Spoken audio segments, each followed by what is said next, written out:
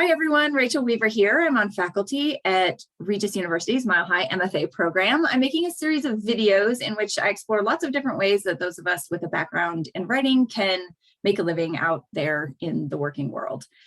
So today, Sheryl Johnston is with us to talk about working as a book publicist. Thanks for being here. I really appreciate your time, Sheryl. It's my pleasure.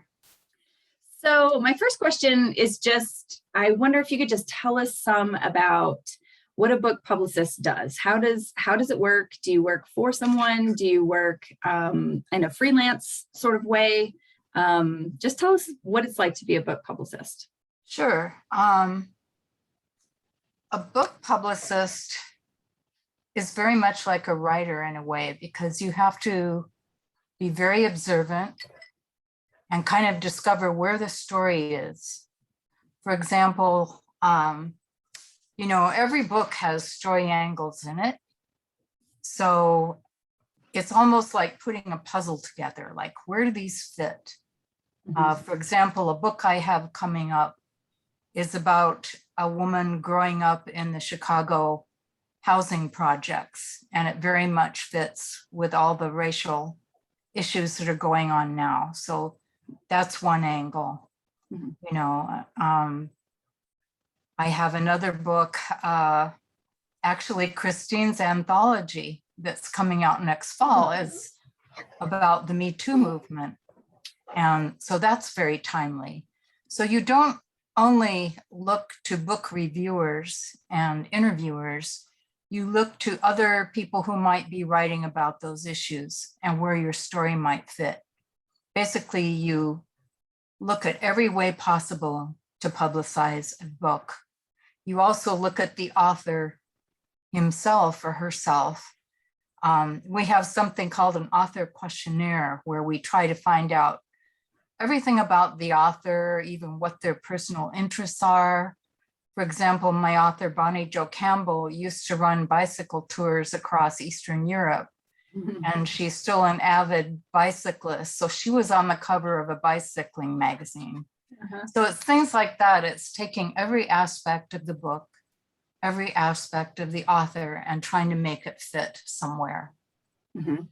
And to do that, you have to really pay attention to what's in the news. For example, every morning I read the New York Times. I read 3 newspapers, the New York Times, the Chicago Tribune, and the Chicago Sun-Times. And I pay attention to what their format is.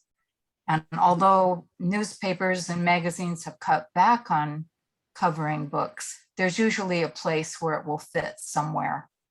So it's kind of like, you're almost like a Nancy Drew of publications, radio and TV shows. You try to figure it all out. And then do you write the actual copy for the whatever sort of publicizing you're going to do in those I write the places? pitch. I write the pitch. You have to start out. One of the most useful classes I ever took was broadcast writing, where you learn to eliminate words, unnecessary words, which is practically the opposite of fiction writing. But that's kind of what you have to do in the lead paragraph. You have to get right to it. Why should I even bother to write about this book or this author? So yes, it's a lot of fun. I went back to school in my mid-40s after having a whole career in writing and public relations. But I had learned that fiction writing taught me more about, how to get publicity for authors and actually other projects too. How did it teach you more about it? Well, you learn to read like a writer. You think about audience. When you're writing a short story, in the beginning, you go to where the action is. And that's kind of what you do with book publicity. Where's the action? What's going to grab this person's attention? What's the who, what, why, where? Because they won't read a long email. And a lot of the writing we do, I write press releases about the book and the author. I also include an excerpt of their writing that I feel will really grab somebody. I go through the book and I mark paragraphs, and then I use that in my press release. I do author questionnaires. I do a lot of interviewing. I do a lot of pitching of events. So that's the other thing. You have to really pay attention to what events are open to authors. You know, there are book festivals. I've taken 2 authors to the Edinburgh Book Festival in Scotland, for example. Oh, that's fun. Yeah, it was so much fun. Yeah.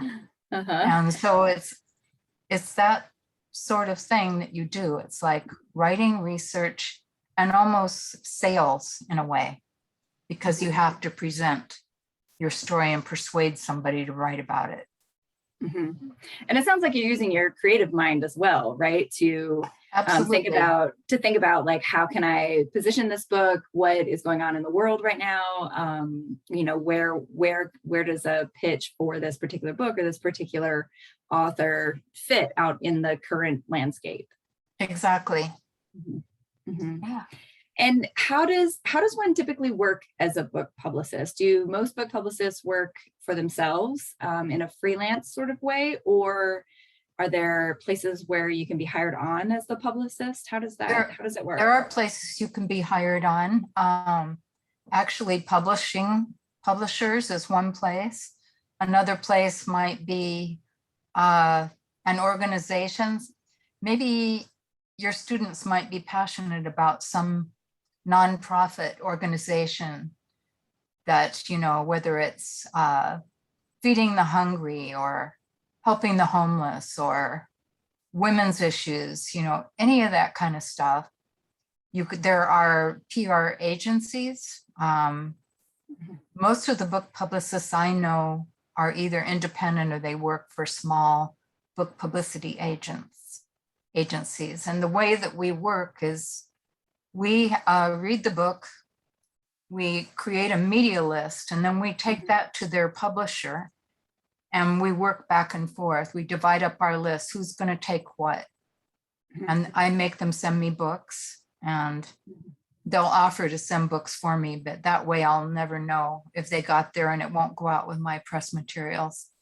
So it's all of that kind of thing, but there's a lot of working with publishers, both independent and big New York publishers. There's a lot of pitching for events. I just did a whole Michigan book tour for an author, for example. Where you set up the book tour? So are you saying that big publishing houses as well as small publishing houses they'll independently hire through a PR agency? No. Is that what you're saying? The authors usually hire the independent publicist, although I have been hired by publishers before. I see. As an independent publicist. And how does it work? How does it work to get started? Let's say I'm interested in pursuing this path. Like, what are some good first steps? Like, how do I get started? Well, for one thing, you can really start observing. Watch the news, read book sections in magazines, and, you know, see what's on the radio. NPR is a great way to sell books, as are local radio programs. There's a lot of podcasts now. You know, pay attention to all of that.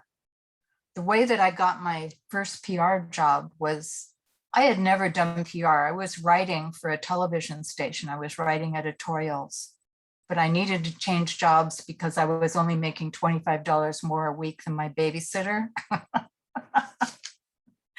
And somebody said, "Oh, you should try PR." So I didn't know anything about it. And this was a nonprofit. My first PR job was a nonprofit for a organization that produced study guides for programs, TV programs that were somewhat educational, like Eleanor and Franklin, the White House years, and so forth. So what I did before my job interview was I researched this organization. Then I watched CBS Sunday Morning, studied their format, and I came up with a whole script for how this organization could fit into a segment of CBS Sunday Morning. And that's how I got hired. But I didn't know what I was doing. It was instinctive, you know. Mhm. So basically you're saying we should jump in and Jump in. trust our creativity and writing skills. Uh-huh. Uh-huh. I mean, you could try getting an internship somewhere, Mhm. you know. A lot of vision stations and radio stations hire interns Mhm. or publications. Some of those internships pay, some of them don't. But these days, these people like to test out interns to see if they're good enough to hire. So that's kind of how it goes. So it kind of sounds to me like you're saying we could, or anyone could, sort of test the waters in any sort of public relations job, and then eventually specialize in book publicity. Right, and something that really interests them. Mm-hmm. I went from that job to a job at a large advertising PR agency where I publicized television programs. And that was a thrilling job that I did for many years. I ended up being a vice president at that agency, and then I opened my own agency, which I ran for 10 years. So we were publicizing celebrities that appeared in these TV programs, and sometimes it was wildlife cinematographers, other times it was award shows. We used to do the Country Music Award show and the Golden Globes and lots of made-for-TV movies. It was really exciting work, which didn't pay a lot in the beginning, but eventually it paid off. Yeah. And now do you mostly focus on working with authors? Yes. Mm-hmm. And how do you find, or how do authors find you, or how do you, how do you build your own freelance business? Most independent publicists have a website. I do not, purposely, because authors come to me by word of mouth from other authors or from publishers or from the media sometimes or from agents. So I kind of operate secretly, and don't put myself out there. But if people hear about me, or if authors tell another author that they had a good experience, that's how I get my work.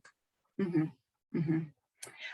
do you have any advice for anyone who thinks public relations, or more specifically, being a book publicist sounds fascinating? Do you have any advice for someone who would be just starting out? Yeah, I would say try to get a coffee date with somebody who does that.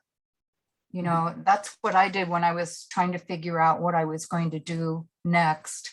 That's how I got my job actually at Channel 7, the ABC station here. I was trying to get into a different field. I had been working at the Art Institute as a curatorial assistant, but I wanted to do something that really used my writing more. So I started inviting people out for coffee and lunch to find out more about their jobs. And I put together a whole portfolio of editorials. I watched them on TV and saw what the format was, how long they were. It's observation, research and writing skills. That's what it is. Well, thank you for your time, Sheryl. I really appreciate you speaking with me. Sure. My pleasure.